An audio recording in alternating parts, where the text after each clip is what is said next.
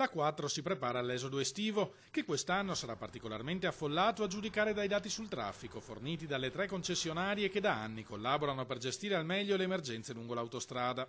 I passaggi di veicoli sono tornati ai livelli pre-crisi, superando per la prima volta il record storico del 2007. La collaborazione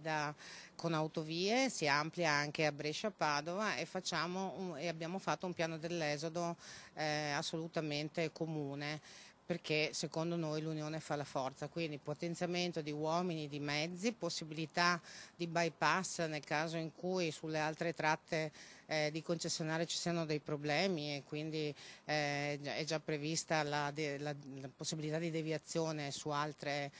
tratte. Tra le misure previste da CAV nei giorni da bollino nero, presidi fissi con cariattrezzi pronti a intervenire in tempi brevi per la rimozione di auto o camion incidentati o in avaria. Personale incaricato di predisporre nel minor tempo possibile le deviazioni eventualmente necessarie tra passante e tangenziale di Mestre e tra la 4 e la 27, un servizio di segnalazione code con base ai caselli di Spinea e Preganziol, un presidio sanitario con ambulanza presso l'area di servizio di Arino. La società concederà inoltre in comodato 8 nuovi mezzi alla polizia stradale, impegnata in alcune attività straordinarie. Metteremo delle pattuglie, stiamo già facendo questo servizio durante i pomeriggi e durante le sere, perché ci siamo resi conto che le zone, le aree di servizio possono essere dei luoghi in cui le persone possono essere derubate e per cominciare una vacanza in questa maniera non è una cosa buona per nessuno. È inoltre scaricabile online la nuova app Info Viaggiando, che fornisce in tempo reale informazioni H24 su tutta la tratta da Brescia a Trieste.